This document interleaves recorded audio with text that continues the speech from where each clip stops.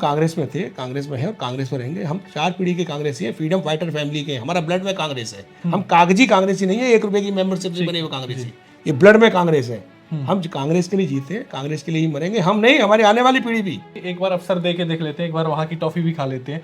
लेकिन एक बार की बात हो, 2 बार की बात हो, 3 बार चुन लिया, ईवीएम के अलावा क्या बताएंगे आप? हमने सुशासन देने के लिए, देश की रक्षा के लिए कांग्रेस के नेताओं ने कुर्बानियां दी हैं। आप बताइए, सत्ता दल के लोग ही निराश हैं, लीडर निराश हैं, उनके एमएलए एमपी निराश हैं, तो कार्यकर्ता की कौन सुनेगा, आम जनता की कौन सुनेगा? कि जे योगी जी की वजह से आज हमको सुविधा मिल रही है या मोदी जी की वजह से सुविधा मिल रही है, वरना नहीं मिलती। एक योजना बता दें, एक योजना, नॉट ए सिंगल। केंद्र में अडानी अंबानी की सरकार है या डायलॉगबाजों की सरकार है, चुनाव हम ही लड़ेंगे। ठीक है, इसको नोट कर लीजिए, बात को रिपीट की है मैंने। ताकत लगा ले जिसमें था, काल नेमी, आस्तीन के सांप, पार्टी के टूल किट, स्लीपर सेल, नहीं, हारे थे या फिर हारेंगे। आप जिनको संदेश देना चाह रहे हैं, मुझे लगता है कि वो संदेश वहां तक पहुंच जाएगा और वो समझ भी जाएंगे।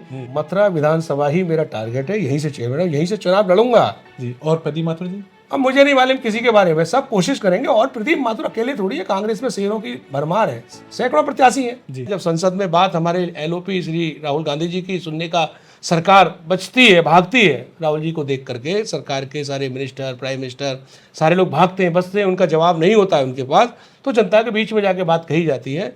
मीडिया एक का एक बड़ा वर्ग, कहीं ना कहीं हम सभी लोग, पूरा देश आज की तारीख में जानता है कि बहुत स्तर गिर गया है, और वो लोग सही जनता के मुद्दों को न उठाने के कारण आज जो जंतर मंतर पर मैं देखता हूँ, मीडिया के हमारे जो साथी बंधु हैं, वो भी किसी न किसी के माँ बाप के अपने प्यारे बच्चे हैं, उनके साथ जो अभद्रताएं हो रही हैं, वो इसलिए हो रही हैं कि स्टूडियो में बैठ के देश को नफरत की राजनीति, जनता की आवाज़ दबाने का, सरकार के सुर में सुर मिलाने का जो काम हुआ है, उसके खिलाफ जाकर राहुल गांधी जी, प्रियंका जी, सोनिया जी, खड़गे साहब इस उम्र में कांग्रेस का एक एक लीडर और कार्यकर्ता काम कर रहा है। तो स्पेसिफिक अभियान की जरूरत उनको पड़ती है जिनकी कोई पहचान नहीं होती है। ठीक है। कांग्रेस की अपने आप में एक ऐसी पहचान है, स्वर्णिम इतिहास है, ऐसा काम किए हैं ऐतिहासिक, आप कहीं भी देश के अंदर घूमेंगे आपको कांग्रेस का ही विकास नजर आएगा।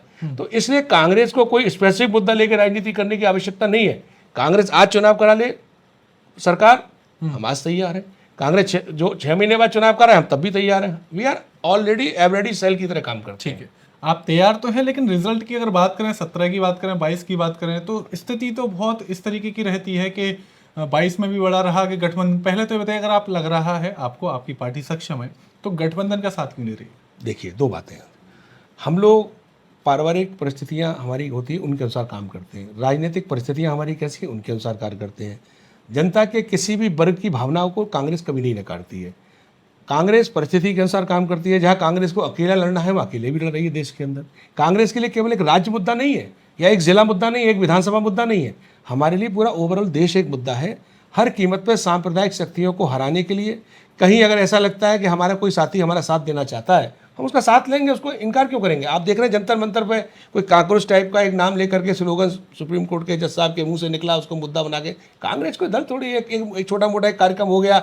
लेकिन आज आप देखिए कि उनके लीडर सब दिखावटी साबित हो रहे हैं। देश में आज जो स्वतः स्फूर्ति आंदोलन चल रहा है युवाओं का, ये अपने आप में एक तैयारी है सरकार के खिलाफ। कांग्रेस केवल उनको आज हर तरीके का सपोर्ट कर रही है, उनको नेतृत्व दे रही है, उनकी बात को 2 महीने से उठा रही है। तो वो बात हमारे शहर में भी उठाई जा रही है, आगरा में उठाई जा रही है, हर जनपद के हर स्तर पर उठाई जा रही है। बीजेपी हुई, अन्य पार्टियां हुई, वो एक कभी राम मंदिर का मुद्दा, ये मुद्दे, जाति का मुद्दा, ये सब लेकर राजनीति करती है। कांग्रेस सबका साथ, सबके काम के लिए संघर्ष करती है, मुद्दे उठाती है। तो अगर कोई हमारे साथ आना चाहता है और परिस्थितियां ऐसी बनती है कि उनको हमारी ज़रूरत है, हमें उनकी ज़रूरत है, और मिलके हमें अगर किसी व्यक्ति को हराना है, आज आप बीजेपी की अगर बात करें तो ऐसा नहीं है कि बीजेपी की वजह से हम लोग एक हो रहे हैं। बीजेपी के साथ कोई कम से कम 40-50 दल हैं जब से सत्ता में आई है। बीजेपी कब अकेली लड़ी है? ना आज लड़ रही है, न कल लड़ रही है। वो दिखावा जरूर ऐसा करती है, लोगों में परसेप्शन गोदी मीडिया के माध्यम से ऐसा बना दिया जैसे बीजेपी को अकेला लड़ रही है। जो अगर फैक्ट में जाना चाहेंगे, गूगल पर डालिए, सर्च करिए, एआई पे जाइए, ग्रोक पे जाइए, आपको पता लग जाएगा बीजेपी के साथ कितने दल हैं। तो कितने दल मिलकर के कांग्रेस से लड़ रहे हैं। कांग्रेस के साथ कोई एक दल अगर आना चाहता है, और यदि हमारी उनकी विचारधारा सेम है, तो स्वतंत्र भारत में सबको राजनीति करने का अधिकार है, सबको अपने पदों पे आने का अधिकार है, हर व्यक्ति को अधिकार है। कांग्रेस डेमोक्रेटिक सिस्टम में विश्वास करती है, भाईचारे में, मेलजोल में विश्वास करती है। अगर 2 दल मिलकर चुनाव लड़ते हैं तो इसमें भाई मेन मतलब उद्देश्य तो हमारा मोटिव है जनता के हित में काम करना, जनता के हित की सरकार बनाना, देश को बुरी ताकतों से बचाना, हमारे आस्तीन के सांप समाज में जो घुस गए, जो देश को अंदर से खोखला कर रहे हैं, उनको हटाना। तो उसके लिए कोई साथ आता है तो हम लोग तैयार हैं। ऐसा नहीं कि वो साथ नहीं आएंगे तो हम लड़ेंगे नहीं, उसमें कोई इशू नहीं है। ठीक है। 2022 की ही बात करते हैं, पिछले चुनाव की। ऐसी क्या गलती, क्या भूल रही, क्या कमी रही जो 2027 में आपने सुधार ली है और अब रिजल्ट बेहतर होगा? फिर मैंने आपसे कहा, कई बार लोगों को चेंज की एक बेहतर की तलाश में, मतलब बेहतरीन की तलाश में बेहतर खो देते हैं। जनता का मन होता है, जनता चाहती है कि हो सकता है एक बार यार इतना कह रहे, एक बार इनको भी अवसर देते हैं। तो ऐसा कोई नहीं कि हमारे प्रत्याशियों में कमी हो, जो प्रत्याशी हमारे हारे हैं वो 4 बार जीते भी हैं इसी शहर में। तो ये हार जीत तो राजनीति में चलता रहता है। डॉक्टर मनमोहन सिंह जी हमारे चुनाव हारे थे, लेकिन देश के बेहतरीन प्रधानमंत्री दुनिया में सबसे अच्छे साबित हुए। शीला जी ने इतना बढ़िया काम किया देश के अंदर, और आज भी उनको शीला जी के नाम से दिल्ली को जाना जाता है, लेकिन वो चुनाव हार गई।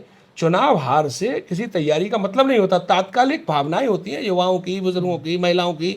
वो सोचते हैं कि यार एक बार इनको तो देख लिया, एक बार किसी और को मौका दे के देखें, उस वजह से ऐसा हो जाता है। लेकिन लोग अपने को एहसास कर रहे हैं कि ये न बुजुर्गों के हैं, न जवान के हैं, न महिलाओं के हैं। आप देखिए नारी बंधन, बेटी बचाओ, शिक्षा की बातें, केवल कोरे नारे। तो जनता इस बात को समझ रही है कि हमारी सच्ची हमदर्द कोई है तो वो कांग्रेस पार्टी है। आज हमारी बात को सही मायने में समझ के अगर मान सम्मान को, जान को बाजी लगाकर कोई व्यक्ति हमारी संघर्ष कर रहा है तो कांग्रेस के लीडर कर रहे हैं। राहुल जी, प्रियंका जी, आप देखिए, आपने सबने देखा, एलओपी है। दुनिया के अंदर किसी भी एलओपी के साथ ये व्यवहार किसी सरकार ने नहीं किया होगा। ये लोग भी विपक्ष में रहे हैं, इनके साथ भी कभी ऐसा व्यवहार नहीं हुआ। तो ऐसा ये सरकार जो हिटलरशाही या विदेशी ताकतों के सहारे पे चल रही है सरकार, जो लोग भारत के विरोधी हैं, जैसे अमेरिका हुआ, इनको इंदिरा जी ने फटकारा, आपने देखा कि उनके तो जो भारत विरोधी शक्तियां हैं, भारत में युवाओं का भविष्य खराब करना चाहते हैं, युवाओं को बर्बाद करना चाहते हैं, देश को विखंडित करना चाहते हैं। हमारे नेताओं ने देश की एकता अखंडता के लिए अपनी जान की कुर्बानी दी है। विकास के ऐसे इतिहास बनाए हैं, स्वर्णिम इतिहास को, जिनको सदियों याद किया जाएगा, हमेशा जब तक दुनिया रहेगी याद किया जाएगा। और अपनी जान की परवाह कभी की नहीं है, एक वर्कर से लेकर वहाँ तक। आज भी कांग्रेस के पास कोई तैयारियों की कमी नहीं है, न किसी बात की कोई कमी है। जनता को अपने मत देने का स्वतंत्रता हमने हमेशा दी है। अगर हमारे खिलाफ वोट दे रहे हो तब भी आपका स्वागत है। विपक्षी का हमेशा डेमोक्रेटिक सिस्टम में सम्मान किया जाता है। हमें इस बात से मतलब नहीं है, मैंने बोला हम सत्ता में रहे तो जनता हित में काम करेंगे, जीत आएंगे जब भी योजनाएं बना के जनता हित में काम करेंगे। तो हमारे लिए इतना बड़ा ये मुद्दा नहीं होता कि वो हार गए। केवल देखिए, 2 तरह के लोग होते हैं, एक होते हैं नेता, एक होते हैं राजनेता। नेता केवल चुनाव की सोचते हैं कि हम चुनाव कैसे जीते, और राजनेता पीढ़ियों के लिए काम करते हैं। कांग्रेस पार्टी के जो लीडर हैं वो राजनेता के रूप में काम करते हैं, ऐसी योजनाएं बनाते हैं, ऐसे काम करते हैं जिनको आने वाली पीढ़ियां याद रखें, आने वाली पीढ़ियों को ये वो मिसाल बने। तो कांग्रेस का जो इतिहास है, आप देखिए मथुरा में हमारे प्रदीप माथुर जी एमएलए रहे हैं, कोई जाति नहीं है, तो हम लोग जातिवाद की राजनीति नहीं करते। अब बीजेपी नहीं जीत सकती थी, उसने जातिवाद धर्मवाद का नारा करके चुनाव जीत लिया, लेकिन जनता समझने लगी। आज जंतर मंतर पे आप क्या देख रहे हैं, बहनें भाई, हिंदू मुस्लिम सिख बुजुर्ग जवान नौजवान आर्मी वाले सब लोग एक साथ हैं। तो बुनियादी बात कांग्रेस की क्या है, हमारा संविधान कहता है हम सब एक साथ रहें, सारे भेदभाव मिटा करके एक साथ रहें। बुनियादी मुद्दे शिक्षा, स्वास्थ्य, शिक्षा, सुरक्षा, है ना, ये बुनियादी जो संविधान में सरकार की जिम्मेदारी है, शिक्षा, स्वास्थ्य, सुरक्षा 3 है। ये सब चीज़ें, इनको लेकर के हमारी आंतरिक सुरक्षा हो, हमारी बाह्य सुरक्षा हो, लोगों का उत्थान हो, आर्थिक स्थिति में देखो भारत महंगाई के बिना, तो हमारे उन मुद्दों को उठाना ही हमारी ये तैयारी है। केवल मैं मान लो एक 4 पदाधिकारी बना दूं तो 4 पदाधिकारी या संगठन में वार्ड अध्यक्ष बना दिया, ये थोड़ी ना होता। आम जनमानस के को कनेक्ट करने वाले जो मुद्दे होते हैं वो कांग्रेस लगातार उठा रही है। आम जनमानस हमारे साथ है। गांधी जी जब भारत में आए और उनको कांग्रेस में उन्होंने अपना लीडरशिप दी, आपने देखा होगा उस समय जनमानस की पार्टी बनी Congress, cadre based party Gandhi ji के आने से पहले थी। आम जनमानस की आवाज जब कांग्रेस है और थी, और आज फिर उसी दिशा में कांग्रेस चल रही है, तो हर वोटर ही कांग्रेस का कार्यकर्ता बनेगा और बनता रहा है। कांग्रेस ऐतिहासिक मतों से जीतेगी, सरकार बनाएगी। सांप्रदायिकता एक मनोरंजन का थोड़ी देर के लिए कुछ लोगों के लिए बीमारी का कारण हो सकता है, देश का समाधान नहीं है। ठीक, सही मतदान सही समाधान। ठीक है, आपने कहा कि एक बार अफसर दे के देख लेते हैं, एक बार वहां की टॉफी भी खा लेते हैं, लेकिन एक बार की बात हो, 2 बार की बात हो, 3 बार चुन लिया, ईवीएम के अलावा क्या बताएंगे आप? देखिए, हम ईवीएम को भी बताएंगे। साम दाम दंड भेद राजनीति का हिस्सा रहा है। हम जब ईवीएम नहीं थी तब भी चुनाव हारते थे। नेहरू जी के ज़माने में भी हारे हैं, इंदिरा जी के ज़माने में भी हारे हैं, लेकिन इस वजह से हम केवल ईवीएम को ये कहते हैं कि ईवीएम की वजह से ही हम जीत रहे हैं, हार, ऐसा नहीं है। सामने वाला शत्रु राजनीतिक, कोई निजी स्वार्थ दुश्मनी किसी से नहीं होती लोकतंत्र में। वो जिन ओछे हथकंडों को अपना रहा है सरकार, वो भले ईवीएम के माध्यम से जीत गए, मगर जीतने के बाद उनके अंदर जो निर्द्वंद्वता आ गई, निरंकुशता आ गई कि जनता के मुद्दों पर ध्यान नहीं दे रहे, ये ईवीएम का नुकसान है। आज अगर ये जनता की चुनी हुई सरकार होती, जनता के मुद्दों पे ध्यान देती, जनता के दर्द को समझती, तो ये नरसंहार जो हो रहा है लगातार, एक तरीके से लोग मर रहे हैं, गोली गालियाँ, बहन बेटियों के साथ जो व्यवहार हो रहा है, ये कोई सरकार जिसको जनता के बीच में जाना होता है, जिसको जनता के वोट प्राप्त करने होते हैं, वैसा व्यवहार कभी नहीं कर सकती। आप गोली और गाली की बात कर रहे हैं, लेकिन योगी सरकार बड़ा दावा करते हैं जीरो टॉलरेंस है उनकी जो योजना चलती है, और सड़क से लेकर हर चीज़ के लिए वो बड़े दावे करते हैं कि डबल इंजन की सरकार ने बाकायदा ऐसा काम किया और 2027 में पुनः तीसरी बार वो मुख्यमंत्री के तौर पर नजर आएंगे। देखिए, झूठों में कंपटीशन चल रहा है, जुमलों में कंपटीशन चल रहा है कि कौन कितना बड़ा झूठा है, कौन कितना बड़ा जुमलेबाज है। तो किस किस में चल रहा है? हमें बहुत आता हूँ आपको, योगी जी में, शाह में, मोदी जी में और अरविंद केजरीवाल था, इनमें, इन लोगों में ये कंपटीशन है कि हम जनता को कितना बड़ा झूठ बोल के पद प्राप्त कर सकते हैं, हम जनता को कौन कितना बड़ा झूठ बोल के गुमराह कर सकते हैं। सुशासन शब्द सुनने में बड़ा अच्छा लगता है, लेकिन सुशासन देने के लिए बहुत कुछ खोना पड़ता है। हमने सुशासन देने के लिए, देश की रक्षा के लिए कांग्रेस के नेताओं ने कुर्बानियां दी हैं, अपना सब कुछ दांव पे लगाया है। ये लोग कुछ नहीं ला सकते। आज मथुरा में योगी जी इतनी बार आए, क्या आप पत्रकार हैं, आप समाज के किसी व्यक्ति से, भाजपा के किसी व्यक्ति से 1 to 1 मेरी डिबेट करा दीजिए, क्या वो एक उपलब्धि ऐसी बता सकते हैं रिफाइनरी जैसे कांग्रेस ने बनाई है, छाता शुगर मिल चालू नहीं करा पाए आज तक। वेस्ट तीर्थ विकास परिषद बताते हो, वृहद तीर्थ विकास परिषद में सभी विभागों को पैसा इकट्ठा करके काम कर रहे हैं। वो तो नगर निगम भी कर सकता था, उस काम को विकास प्राधिकरण भी कर सकता था, इसकी आवश्यकता ही नहीं थी। सभी विभागों को इकट्ठा करके एक फंड बना करके उसको अपनी मोनोपोली के आधार पर खर्च करना, ये तो एक तरीके का डिसेंट्रलाइजेशन के खिलाफ है, सेंट्रलाइजेशन करने वाली बात है। मैं पर्सनली निजी तौर पर इसके फेवर में नहीं हूँ। हम एक राज्य को छोटा टुकड़े करके कई राज्य बनाते हैं, कई राज्यों को मिलाकर के एक राज्य नहीं बनाते हैं। अगर कोई ग्राम सभा बड़ी हो जाती है तो उसको 2 ग्राम सभा में बदल देते हैं। लेकिन आज ऐसा हो रहा है कि हर पावर अपने हाथ में रखना चाह रहे हैं। आज हम देखते हैं, आपसे मीडिया के माध्यम से हो सकता है वो बीजेपी के एमएलए, एमपी, मेयर, चेयरमैन जो भी पदाधिकारी हैं उनके या संगठन के लोग हैं, वो आपके सामने इस बात को न बोलें, मगर कैमरा हटाकर आप अकेले में पूछेंगे तो वो निराश और हताश लहराएंगे कि भाई हमारी कोई नहीं सुन रहा है। आप बताइए, सत्ता दल के लोग ही निराश हैं, लीडर निराश हैं, उनके एमएलए, एमपी निराश हैं, तो कार्यकर्ता की कौन सुनेगा, आम जनता की कौन सुनेगा। आज वो लोग विपक्ष की तरफ देख रहे हैं। आपने देखा राहुल जी से क्या कहा पुलिस वालों ने, हमारी मजबूरी है सर, ये सरकार बदलिए। आप सोचिए, राहुल जी पर एक हमला करने वाले लोग, पकड़ने वाले लोग, मजबूरी में राहुल जी के साथ दुर्व्यवहार हो रहा है, लेकिन वो उनको एहसास है अपने दिल में। माएँ छोटे छोटे बच्चों को लेकर उस आंदोलन में पहुंच रही हैं। अक्सर आपने देखा होगा कि आंदोलनों से बेटियां, माएँ थोड़ी दूर रहती हैं कि कोई अभद्रता ना हो। इस आंदोलन की खास बात, एक भी महिला अपने को असुरक्षित महसूस नहीं कर रही, कोई मिसबिहेव की नहीं। अगर मिसबिहेव सुनने को मिल रहा है जो पुलिस सुरक्षा की लगाई जाती है, पुलिस से ही असुरक्षित महसूस कर रहा है माता में जो है। तो इसी प्रकार देश में चाहे वो योगी जी हो, योगी जैसा उनका आचरण मुझे नजर नहीं आता। वो अपनी वही एक सांप्रदायिक भाषा बोलना, एक सड़क पे जो लोग अपना भाषण देते हैं तिरंदाई फिल्मी डायलॉग बोलना। निजी तौर पे मुख्यमंत्री है, पद का सम्मान है, प्रधानमंत्री जी उनका भी सम्मान है, पद के अनुसार सम्मान है, लेकिन आम जनमानस से आप पूछेंगे तो आम जनमानस को उनके रहते एक काम ऐसा नहीं बता सकते हैं कि जे योगी जी की वजह से आज हमको सुविधा मिल रही है या मोदी जी की वजह से सुविधा मिल रही है, वरना नहीं मिलती। एक योजना बता दें, एक योजना, नॉट ए सिंगल। आप मथुरा में ही बात करें, मथुरा में एक योजना बता दें। शहर का 80 करोड़ लोगों को राशन देने के लिए वो बात करते हैं, बेटी योजना के लिए बात करते हैं, और तमाम इस तरीके की योजनाओं को वो गिनाते हैं। घर घर गैस सिलेंडर दिया, मकान के लिए उन्होंने जो योजना वो गिनाते हैं, जिसके आधार पर वो चुनाव जीतते हुए आए। और राम मंदिर को लेकर अब जन्मभूमि, कृष्ण जन्मभूमि का मुद्दा वो लेकर आ रहे हैं, बांके बिहारी कॉरिडोर का मुद्दा वो लेकर आ रहे हैं। देखिए, सब एक एक करके बात करते हैं। हाँ, राशन से शुरू, राशन से बात करते हैं। राइट टू फूड कानून कौन लाया? आप थोड़ा गूगल पे जाइए, राइट टू फूड कांग्रेस लाई। तो उनका क्या है इसमें? उसका क्या है? नथिंग। उनका क्या है? वो तो करना कानून है, कानून का पालन करना पड़ेगा। तो उसमें कोई एहसान नहीं कर रहे। वो जैसे कहा करते थे कांग्रेस अपने मायके से नहीं लाई राहुल सोनिया जी के लिए, तो वो अपनी जेब से नहीं दे रहे, पार्टी फंड से नहीं दे रहे। सरकार की योजना है, करना ही पड़ेगा पालन। के साहब मैंने डीएम पोस्ट कर दिया मथुरा में, तो डीएम तो बनाना ही पड़ेगा, एसपी बनाना ही पड़ेगा मथुरा में। उनका निजी क्या है इसमें? वो अपनी कोई ऐसी नई योजना बनाते। राशन कार्ड कांग्रेस की देन है, आयुष्मान कार्ड कांग्रेस की देन है। उनका निजी एक योजना ऐसी बनाई होती, उन्होंने नाम बदल के उसका कुछ भी कर दिया हो। महिलाओं की सुरक्षा की बात हमेशा कांग्रेस ने की है, दलितों की सुरक्षा की बात कांग्रेस ने की है, अल्पसंख्यकों की सुरक्षा की बात कांग्रेस ने की है। आम जनमानस के हित के जितनी कल्याणकारी योजनाएं हैं कांग्रेस की बनाई हुई हैं। ठीक है, अगर हम कोई काम करते हैं छोटी मोटी कमी हो सकती है, लोग सोचते हैं यार ये दूसरा वाला आएगा इसमें शायद कमी नहीं छोड़ेगा, लेकिन उससे ज़्यादा उन्होंने बेड़ा कर किया है। अब जो आदमी राम को लाए हैं, आप सोचिए, राम को लाए हैं, अपराधी घूम रहे हैं, मंदिर में घोटाला नहीं रोक पाए, आप राम को कैसे लाओगे? आप राम को लाएंगे? अब ऐसे बड़बोले लोग जिस पार्टी में हों, उनसे ये छोटे मोटे नारे तो बहुत छोटी बात है। राम को ला सकता है कोई? राम जब ये पैदा भी नहीं हुआ तब से राम है भारत में। हमारे हृदय में राम ये लाए हैं क्या? जन जन के हृदय में राम ये लाए हैं? हाँ, ये कह सकते हो राम के नाम को लाए हैं, नॉट राम लाए।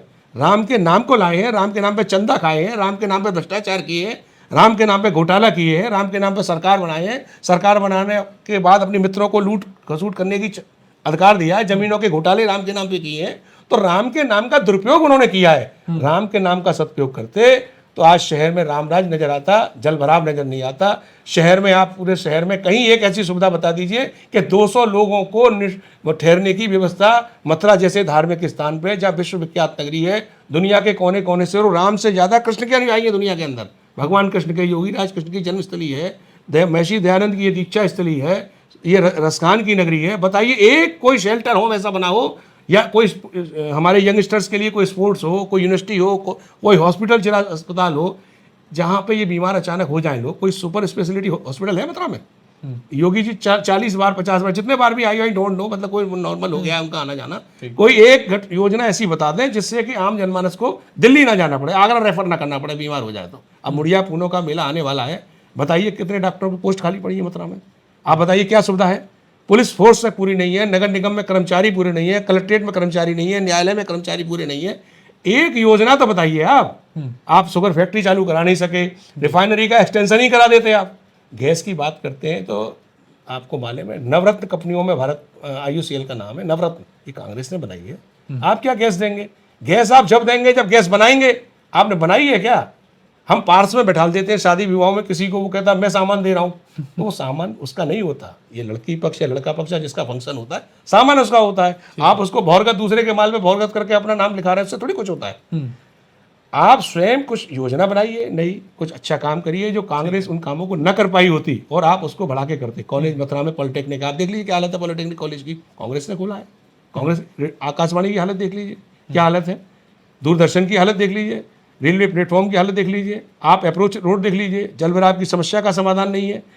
आप किसी विभाग का भ्रष्टाचार रोक पाए हो तो ना मुझे बता। आए दिन इन्हीं के सरकार के ज़माने में कुछ लोग पकड़े जाते हैं, अगर भ्रष्टाचार नहीं था तो पकड़े कैसे जा रहे हैं? आप ये लगाइए कि भाषण देना और अपनी भावनाओं के अनुसार जनता के हित में कार्य को क्रियान्वित करना अलग बात है। ठीक। जब मैंने ये बोला उनकी भाजपा के MLA MP चेयरमैन सारे जो लोग हैं वही अकेले में मातम सा बनाते हैं, तो आम जनमानस की कौन सुनता होगा? मीडिया के बंधुओं को अगर कोई सही बात दिखा दे तो जेल भेज देते हैं, मुकदमा लगा देते हैं। तो कुछ लोग मजबूरी में, कुछ लोग अपने स्वार्थ में उनके गुणगान कर रहे हैं, तो ये भी एक गुनाह है। अत्याचार को सहन करना गुनाह है, झूठ को बढ़ावा देना गुनाह है। जो लोग भी कर रहे हैं वो भारत विरोधी है मेरी नज़र में। देश का अमन चैन नहीं चाहते, आने वाली पीढ़ियों की बर्बादी चाहते हैं, देश को सुरक्षित नहीं रखना चाहते। आज मैं अपने चंद छोटे से लालच में यदि ऐसे किसी गलत काम का समर्थन करता हूं तो ये मान के चलिए अगर मैंने बबूल होऊंगा तो मेरे बच्चों को कांटे जरूर चुभेंगे। ठीक है।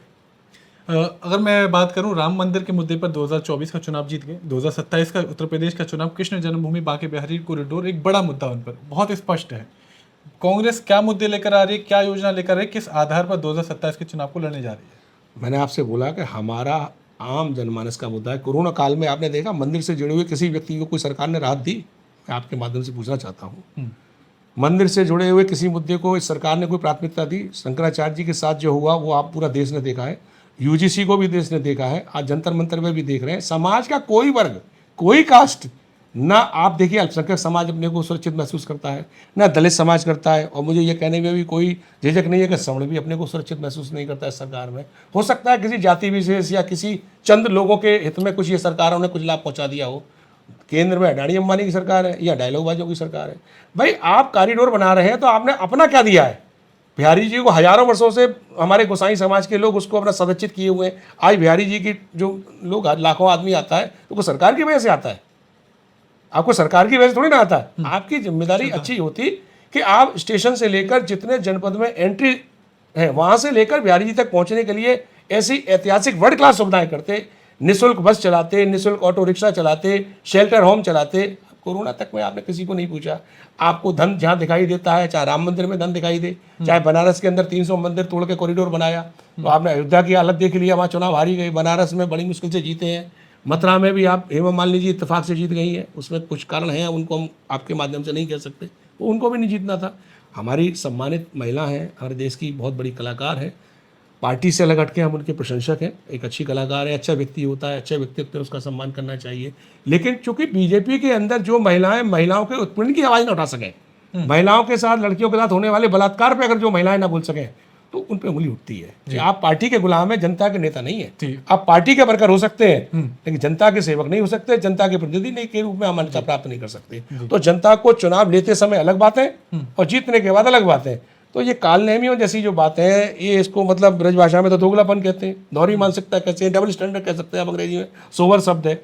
जनता के हितों पे न कोई उनका एमएलए खड़ा उतर रहा है, न कोई मंत्री खड़ा उतर रहा है। आपने देखा नैतिकता के नाते कांग्रेस के जमाने में रिजाइन हुआ करते थे, कांग्रेस भी हरदर्द बता सकती वो तो थी। कह दिया ना उन्होंने, राजनाथ सिंह जी ने कह दिया ना कि रिजाइन का तो कल्चर ही नहीं हमारे यहाँ। ये मीडिया को देखना है, कल्चर शब्द नहीं होता, आपकी नैतिक जिम्मेदारी होती है। कानूनन तो जेल जाएंगे ही जाएंगे, सरकार आज नहीं तो कल बदलेगी। कभी लोग सोचते ही नहीं थे कि जिस अंग्रेजों का सूरज नहीं डूबता था वो चले गए। लोग सोचते थे कांग्रेस का कोई विकल्प नहीं है, आज कांग्रेस विपक्ष में है। तो ये गलतफहमी लोगों को निकाल देना चाहिए। हाँ, अमरत्व प्राप्त करके कोई नहीं आया है और जनता को जब बदलती है, आज आप देख रहे हैं दिल्ली के अंदर ताकत और गोली के बल पर, गाली के बल पर कोई रोक नहीं पा रहा युवाओं को। तो युवा दुनिया के अंदर फ्रांस की क्रांति हो, रूस की क्रांति, जहाँ भी क्रांतियाँ हुई हैं युवाओं ने, छात्रों ने की है। पढ़ा लिखा समाज है और ये लोग नहीं चाहते कि पढ़ा लिखा समाज लोग पढ़ें और आगे बढ़ें, क्योंकि आप किसी से जब पढ़ाएंगे तो नौकरी मांगेगा, चिंतनशील बनेगा, सवाल करेगा। और ये सरकार सवाल का किसी का जवाब देना नहीं चाहती, जवाबदेह नहीं बनना चाहती। आज युवा जाग रहा है, आज अपने माँ बाप से भी सवाल करता है। जब बच्चा अपने माँ बाप से सवाल कर सकता है, सरकार से सवाल करेगा ही करेगा और वो तर्क की कसौटी पे खरा उतरेगा ही करेगा। गोदी मीडिया कुछ बातों को दबा सकता है, ग्लोबल लेवल पे या नेशनल लेवल पे उनको प्रचार नहीं होने देगा, लेकिन यूट्यूबर, सोशल मीडिया के माध्यम से बातें लोगों तक पहुंच रही हैं। इस सरकार का असली चेहरा चित्र लोगों के सामने आ रहा है कि ये क्या है, आरएसएस क्या है, बीजेपी क्या है, नेहरू जी क्या थे, गांधी जी क्या थे, सुभाष चंद्र बोस क्या थे, जो हमारे नेशनल हीरो थे वो क्या थे और इनके क्या है। आज भी आपने देखा होगा मोदी जी ने कोई अपना प्रेस या कोई इंटरव्यू टाइप दिया तो पीछे गांधी जी की तस्वीर लगाई है। दुनिया के अंदर मान्यता अगर है तो आज भी गांधी जी की है, नेहरू जी की है, विकास नेहरू, इनके सामने ही लोग कहते हैं हम गांधी नेहरू के देश में आए हैं। तो गांधी नेहरू का देश है और उनके अनुयायी हम लोग हैं। कांग्रेस हमेशा थी, दुनिया में अगर भारत की पहचान है तो गांधी नेहरू से है। आरएसएस, बीजेपी, ये नफरत वाली विचारधारा है, हिटलरशाही या सांप्रदायिकताई बलपूर्वक वाली गाली गोली की कल्चर हिंदुस्तान में नहीं चलेगी। एक हमारे महात्मा महावीर जैन जी का, गौतम बुद्ध का, इनका देश है, इनमें प्रेम सद्भावना से चलेगा, सबको साथ लेके चलेंगे। अपने परिवार में भी वो व्यक्ति से ज्यादा सम्मानित होता है जो सबको साथ लेके चलता है। समाज मोहल्ले में भी वो व्यक्ति होता है जिसकी सबसे दुआ सलाम प्रेम भाव होता है, उसको कहते हैं एकल घोड़ा। तो अकेलेपन का तो फिर वो अकेले ही रह जाएंगे, थोड़ी देर के लिए एक अपने को लोकप्रियता हासिल कर सकते हैं, लेकिन लॉन्ग टर्म कांग्रेस थी, कांग्रेस है और कांग्रेस रहेगी। जनता के हृदय में वास करते थे। नई पीढ़ी को कुछ हद तक बहका पाए धर्म या किसी के नाम पे, लेकिन वास्तविक जरूरत चाहे वो भाजपा का कार्यकर्ता है या किसी अन्य दल का कार्यकर्ता है या किसी समाज का कार्यकर्ता है, रोटी, कपड़ा, मकान, शिक्षा, स्वास्थ्य उसकी जरूरत है, वो उसकी बात कांग्रेस करती है। यही हमारा मुद्दा है, यही हमारी तैयारी, इसी में जीतेंगे। ठीक है, आपने पूरे समर्पण भाव से, श्रद्धा भाव से आधे से ज़्यादा जीवन अपना कांग्रेस पार्टी को दिया। अचानक से क्या घटित रहा? इतिहास की बात कर रहे हैं कि कांग्रेस पार्टी से दूरी हुई, नाराजगी हुई और वो स्थितियां अलग बनी, क्षेत्र में अलग बातें उठी, व्यक्तिगत बातें अलग रही, तो वो क्या कारण रहा? देखिए, घुसपैठिए कभी कभी जो पार्टी में स्लीपर सेल है, इसको राहुल जी ने भी कहा कि पार्टी में स्लीपर सेल है और हमारे देश में भी दूसरे देशों के जासूस घुस जाते हैं, हमारे देश के जासूस दूसरे देशों में घुस जाते हैं। कांग्रेस की मजबूती को कम करने के लिए अपने अस्तित्व पर खतरा देखते हुए कुछ हमारी पार्टी के लोग रहे, हम इसको कहने में कोई शर्म नहीं मानते। और दूसरे जो घुसपैठी है, मैं नाम नहीं लूँगा, वो अब छोड़ के चले गए, तो मैं नाम लेना उन इस लायक समझता ही नहीं कि वो लोग पहले भी कांग्रेस को लात मार के गए थे, धोखा दे के गए थे, आज फिर वो कांग्रेस में लात मार के चले गए। तो ऐसा एक बीजेपी का षड्यंत्र था कि वो उसके शिकार हमारी पार्टी के यहाँ के लोकल लीडर हो गए। उन्होंने सोचा कि शायद कुछ अच्छा होगा, तो अच्छा करने के प्रयास में कभी कभी गलतियाँ किसी से भी हो सकती है। मैंने बोला ना, बेहतरीन की तलाश में बेहतर को खो देते हैं। लेकिन हम कांग्रेस में थे, कांग्रेस में हैं और कांग्रेस में रहेंगे। हम 4 पीढ़ी के कांग्रेसी हैं, फ्रीडम फाइटर फैमिली के, हमारा ब्लड में कांग्रेस है। हम कागजी कांग्रेसी नहीं है, 1 रुपए की मेंबरशिप से बने हुए कांग्रेसी, ये ब्लड में कांग्रेस है। हम कांग्रेस के लिए जीते हैं, कांग्रेस के लिए ही मरेंगे। हम नहीं, हमारी आने वाली पीढ़ी भी। और कागजों से ना कोई कांग्रेसी बना करता है, स्लिप भरने से ना कांग्रेसी हटा करता है। ठीक, लीगल चीजों पे अगर हम जाएंगे, पार्टी के खिलाफ हम बोलना नहीं चाहते, ना कभी हम पार्टी से निकले, ना निकले हुए हैं और ना आगे निकलेंगे। ठीक है, अगर हम विपक्ष की बात करें, मथुरा जिले की ही बात कर रहा हूँ, या फिर जो वर्तमान में विधायक हैं, बाकी के लोग हैं, वो तो आपका नाम लेकर स्पष्ट कहते हैं, तो वो तो आप पूरी उम्र भर के लिए कहें या अनिश्चित काल के लिए कांग्रेस पार्टी से निष्कासित किए हुए हैं, तो किस आधार पर आप कांग्रेस का गुणगान करते हैं, किस आधार पर आप कांग्रेस से जुड़ा हुआ मानते हैं? आपने शायद, मेरे रिपीट फिर दोबारा कर दूं, मेरे ब्लड में कांग्रेस है, मैं कागज का एक स्लिप भरा हुआ कांग्रेसी नहीं हूँ जी। जिसके खून में कांग्रेस होती है ना, तो वो फिर आप जीन्स में कांग्रेस है जी। तो वो क्या कहते हैं, उनका क्या व्यक्तित्व है वो जनता जानती है। मेरा क्या डेडिकेशन है पार्टी के लिए और जनता के लिए उसको भी लोग जानते हैं। उनकी शैक्षिक योग्यता, बौद्धिक स्तर क्या है उसको भी जनता जानती है। तो मुझे उन लोगों पर टिप्पणी करके अपने को छोटा नहीं करना है। टाइम बताएगा, समय बताएगा कि कौन कांग्रेसी है। हाई कोर्ट तक चले गए लोग, कांग्रेसी हम ही रहे ना। हम फिर आपसे ये बात कह रहे हैं आपके माध्यम से, कांग्रेसी थे, कांग्रेसी हैं, कांग्रेसी ही रहेंगे, चुनाव हम ही लड़ेंगे। ठीक है, मथुरा की बात करते हैं। 5 विधानसभा सीट और आप गठबंधन के साथ जा रहे हैं, तो पहले तो किसको सीट मिलने वाली है और क्या पुराने चेहरे ही देखेंगे या नया चेहरा दिखेगा? देखिए, ये हमारे स्तर की बात नहीं है। अगर कोई लोकल मथुरा का आदमी ये बात कहता है तो वो अपने को बड़ा दिखाने की कोशिश करता है। कुछ निर्णय लीडरशिप के ही होते हैं, उन्हीं पर छोड़ना चाहिए। इस बारे में निर्णय हमारे प्रदेश अध्यक्ष करेंगे, राष्ट्रीय नेतृत्व करेगा। हम ये जानते हैं कि हम पार्टी के डेडिकेटेड सिपाही हैं, है ना जी। इससे ज़्यादा कुछ नहीं कर सकते। हमने अभी एक लाइन फिर रिपीट कर रहा हूँ, कांग्रेसी थे, कांग्रेसी है, कांग्रेसी रहेंगे, चुनाव हम ही लड़ेंगे। ठीक है, इसको नोट कर लीजिए, बात को रिपीट की है मैंने। ताकत लगा ले जिसमें इतना, काल नेमी, आस्तीन के सांप, पार्टी के टूल किट, स्लीपर सेल, हारे थे फिर हारेंगे। आप जिनको संदेश देना चाह रहे हैं, मुझे लगता है कि वो संदेश वहां तक पहुंच जाएगा और वो समझ भी जाएंगे।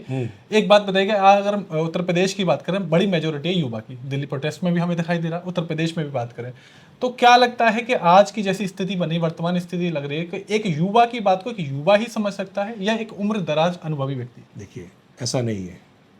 उम्र सरकारी नौकरी में मायने रखती है।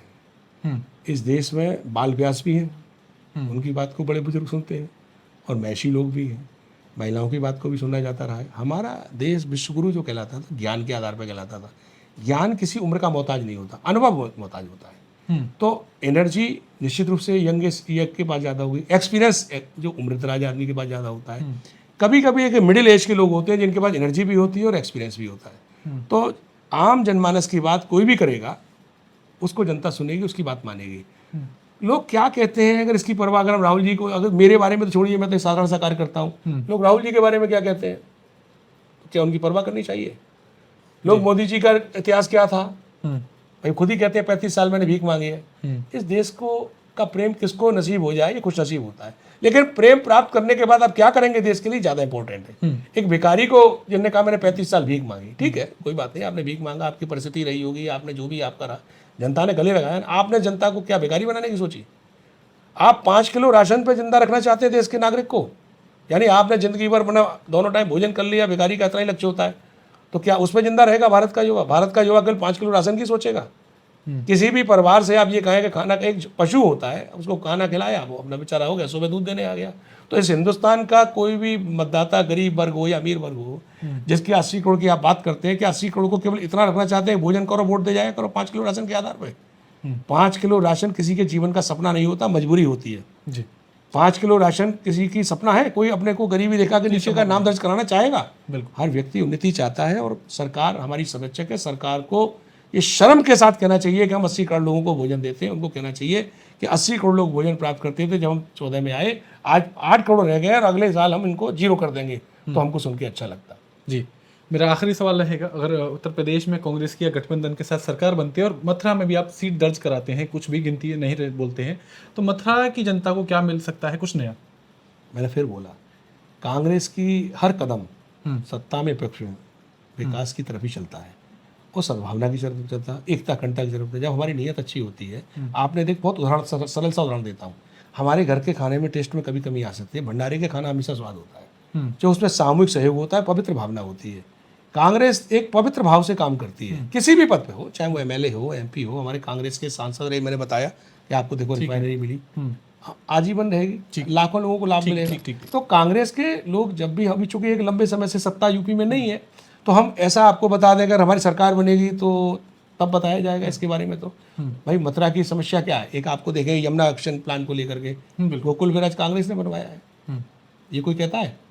अगर आप यमुना सफाई की अगर बात करें, तो हिमाचल में आज कांग्रेस, उससे पहले बीजेपी थी, हरियाणा में बीजेपी, दिल्ली में बीजेपी, यूपी में बीजेपी, केंद्र में बीजेपी। क्यों नहीं साफ हुआ? कौन जिम्मेदार? कितनी सरकारें चाहिए आपको? कितने करोड़ों लाखों करोड़ रुपए का घोटाला कर चुके नमामि गंगे के नाम पे, 20 लाख करोड़ रुपया, कहाँ है वो? जवाबदेही नहीं है। आप रोज केवल देखिए, कन्हैया कुमार जी हमारी पार्टी के नेता हैं, छात्र नेता रहे, बड़ा संघर्ष किया छात्र। 2016 में उन्होंने सरकार के खिलाफ आंदोलन किया था, जेल गए।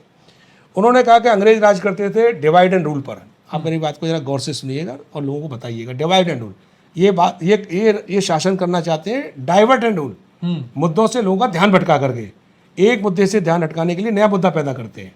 तो मेरा ये कहना है कि लोगों को अपने मुद्दों पे मूल पड़ा रहना है कि शिक्षा, स्वास्थ्य, सुरक्षा, रोटी, कपड़ा, मकान, हमको अच्छा स्वस्थ जीवन रहे हमारा जो पढ़ाई अच्छी हो, बीमार होने पे इलाज अच्छा हो, अच्छे स्कूल हो, कॉलेज हो, तब हमारा देश तरक्की करेगा। डॉक्टर भीमराव अम्बेडकर जी काबिल थे, संविधान बनाया। अगर वो पढ़ाई लिखाई नहीं करते तो संविधान कैसे बनाते? तो चाहे वो किसी जाति धर्म का व्यक्ति हो, आज किसी भी धर्म समाज में के महान लोगों को अगर हम बात करते हैं तो उनकी शैक्षिक योग्यता, व्यवहारिक ज्ञान, सामाजिक ज्ञान, सोच, उनकी उस आधार पर सम्मान मिलता है। 5 किलो राशन के नाम पे किसी को दुनिया में गौरव नहीं मिलता। तो ये गौरवशाली इतिहास नहीं, ये ब्लैक स्पॉट है सरकार पर। ये आज भी इसको, जिसको वो गर्व से कहती है, तो इसका मतलब सरकार इस देश की जनता को किस लेवल पर ले जाना चाहती है।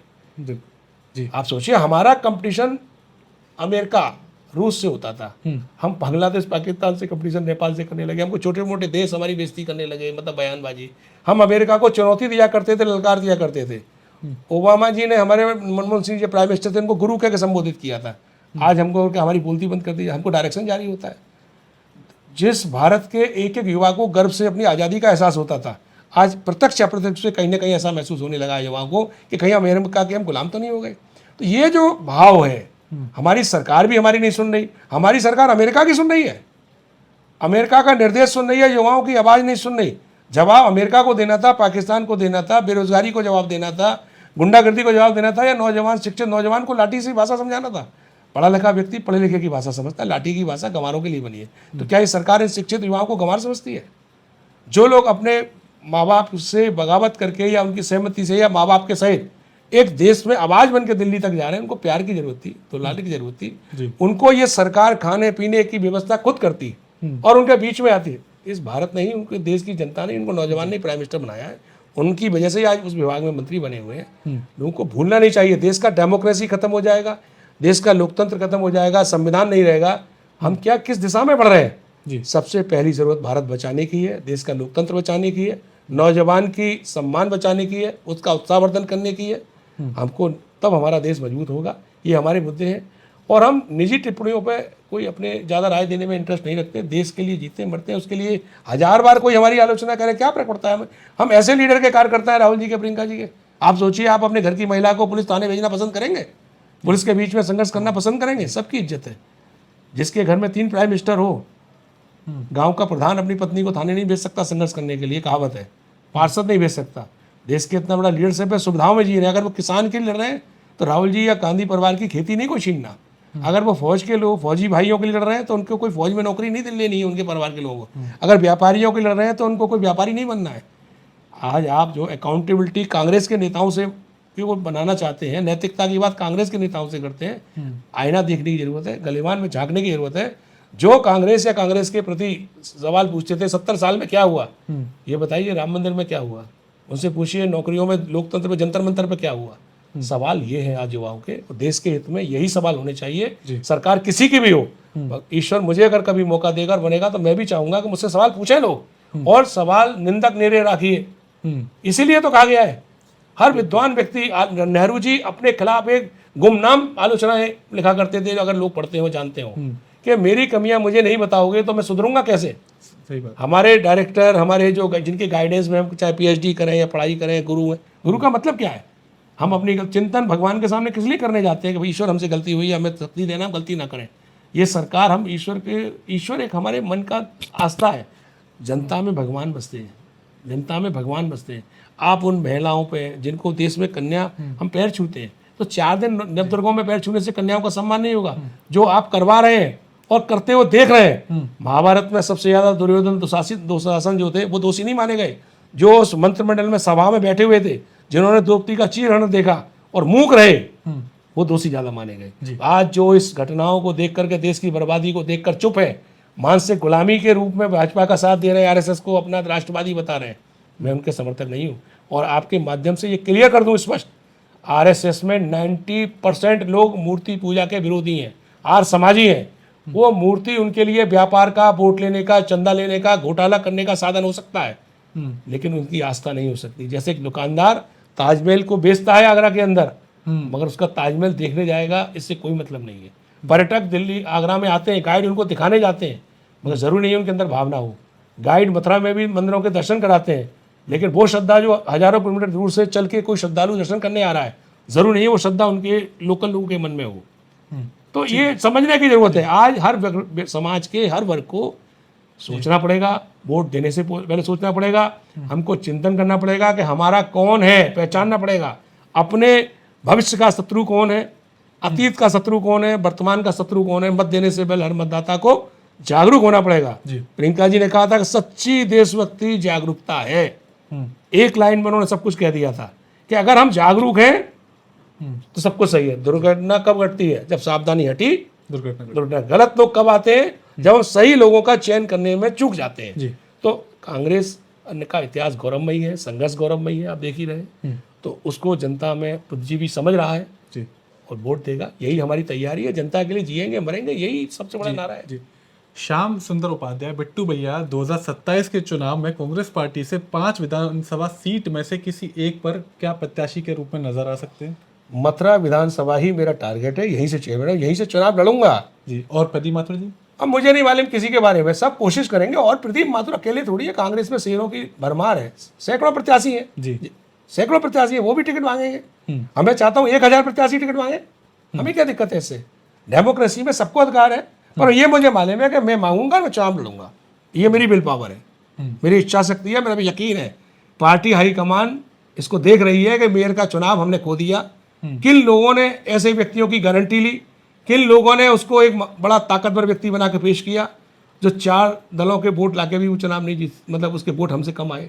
तो कांग्रेस का वर्कर हमारे साथ था, कांग्रेसी की भावना हमारे साथ थी, आम जनमानस की भावना हमारे साथ थी। अपने मुंह से कहना अच्छा नहीं लगता कि आप जनता में पूछिएगा कि लोग किसको चाहते थे, आम कांग्रेसी किसको चाहता था। आज मथुरा में आम कांग्रेसी या भाजपा से निराश या अन्य दलों से निराश लोग अगर बिट्टू भैया को चाहेंगे तो उनकी भावनाओं में दम होगा, ईश्वर सुनेगा, चुनाव हम ही लड़ेंगे।